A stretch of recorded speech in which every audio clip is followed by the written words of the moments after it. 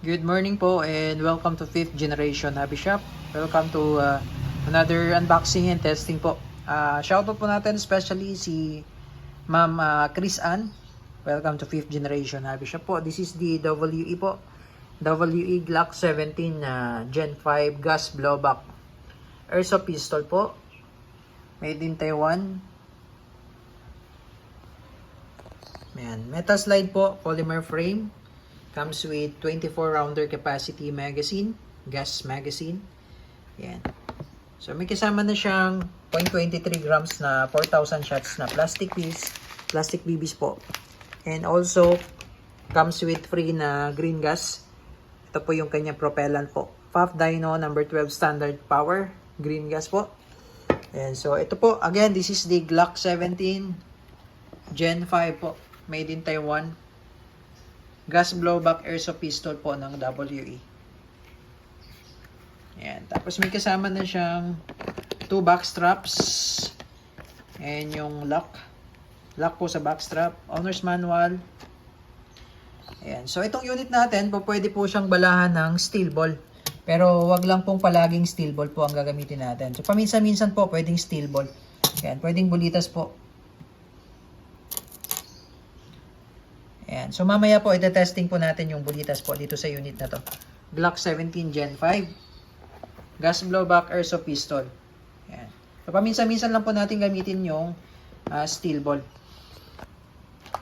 Kasi hindi po siya talaga naka-design for steel ball. Pero po pwede po siyang gamitan ng steel ball. Ayan. Ang gamit niya talagang bala ay yung airsoft BBs. Ayan. So mamaya po ite-testing natin yung steel ball para po maipakita ko sa inyo na po pwede po yung steel ball sa kanya. Basta wag lang pong palaging steel ball po ang gamit. Kasi mabigat po ang steel ball eh. Hindi talaga siya naka-design for steel ball kasi airsoft siya. Airsoft. Ayan. Okay. So Glock 17 Gen 5 po. Lagyan lang natin ng bala gas para matesting po natin yung steel ball. Okay. So ito po yung magazine niya. Dito po tayo maglo-load ng gas po, Ma'am Chris Ann. So ito po yung bulitas na gagamitin natin. 5.95 po. Ayan, yan po yung bulitas. So, load lang tayo ng ilang piraso.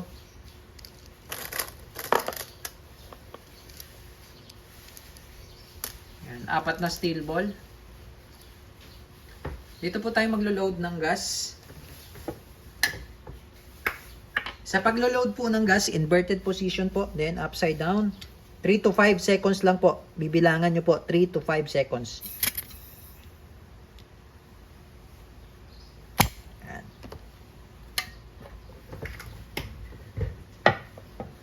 Okay, so itong ating unit po ay gas blowback. So, nakakasa po yan at nakakalas. Natin kalas. Ayan. Nakakasa po siya, nakakalas. Ngayon po, dahil kinalas na po natin, lalagyan po natin siya ng oil.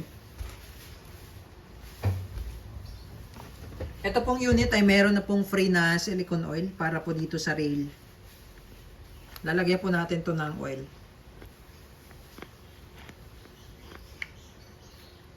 Ayan. Ang lalagyan nyo lang po ng oil, itong part na to. Ayan po ma'am, yung lalagyan po natin ng oil. Kasi nga po, blowback siya. So, kailangan po lubricated yung part na yan.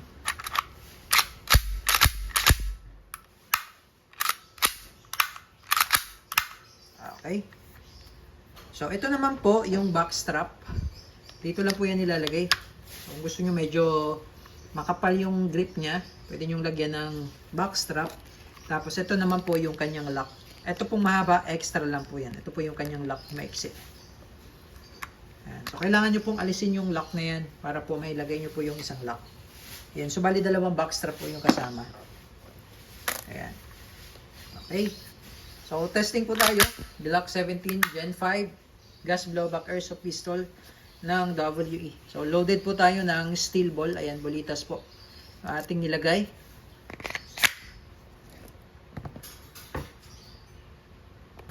Okay, testing po tayo, Ma'am Chris Ann.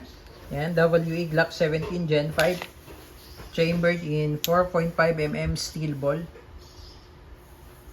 Ayan, apat na bulitas po yung ating nilagay. Ito po ang ating target. Okay? And firing.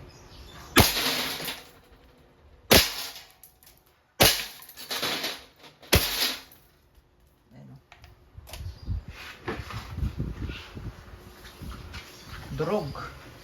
Ayan, so 4 na bala lang po yun. So nag-open slide siya. Ayan. Ibig sabihin, wala na pong bala yan. Ayan. Release nyo lang yung magazine, tapos hatak nyo lang to. Ayan. Ngayon po, maglo-load po tayo ng plastic ball. Okay, so kanina po, ang ating bala na ginamit ay steel ball. Ngayon naman po ay plastic ball. Meron po tayong 5 shots. 0.23 grams plastic ball.